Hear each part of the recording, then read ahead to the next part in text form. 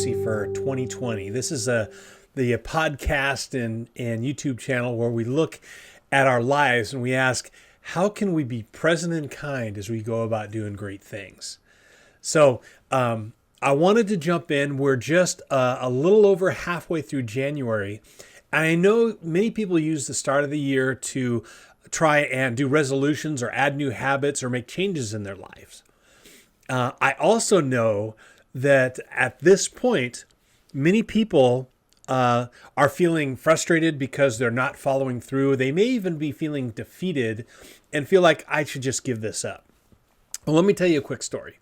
Many people know me now about the journals that I carry. I always, like, it's either Moleskine or some other type of journal. And I'm known as a big advocate for journaling. It wasn't always that way. Long time ago, this was in college and after college, I kept on trying to be a very good journaler. I knew even back then that it was really important.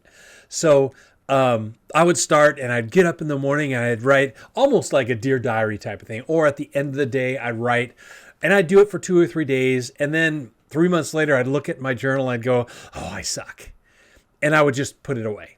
And I wouldn't try again until I was reminded about how the value of journaling and how it helps you clear your mind, think, and kind of organize your thoughts and all that kind of stuff. So I'd start again.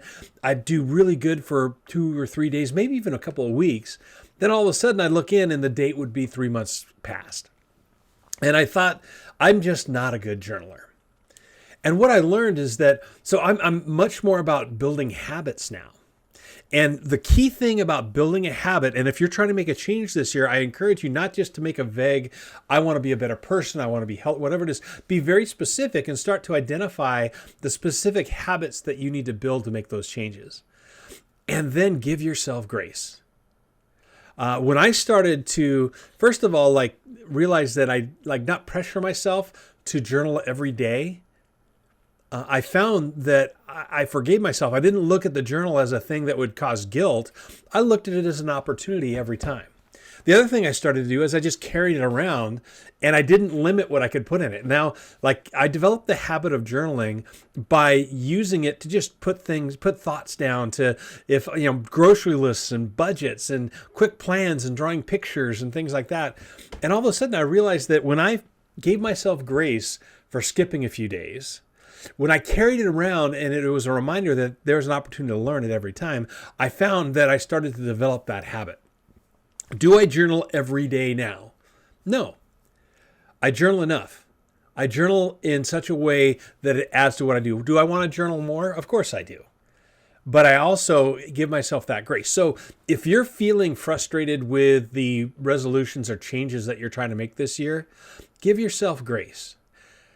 It's amazing how we assume that we're never going to fail, that we're never going to make a mistake. I mean, that's given in life. We know that we're going to make mistakes, that we are going to fail. It's what you do with that failure.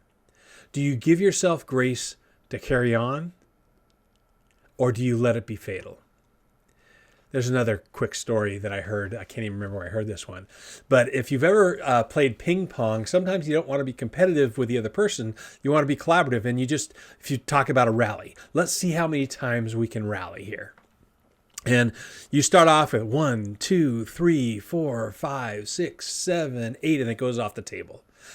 Start at 0 again. 1, 2, 3, 4, 5, 6, 7, 8, 9, 10, 11, and you missed again, start at 0. What I'm talking about for building habits, you want to have that kind of consistency, but you also want to be able to say, all right, here we go. 1, 2, 3, 4, it goes off the table. What number are we on? Oh, here it is. We were on 4. Okay, 4, 5, 6, 7, 8, 9, 10. And when you start thinking about your habits as with grace-filled approach, you're going to find that those habits are going to start to be part of who you are, even if you drop it one day. So my word of encouragement on just barely into 2020 is to give yourself grace on the changes that you're trying to make.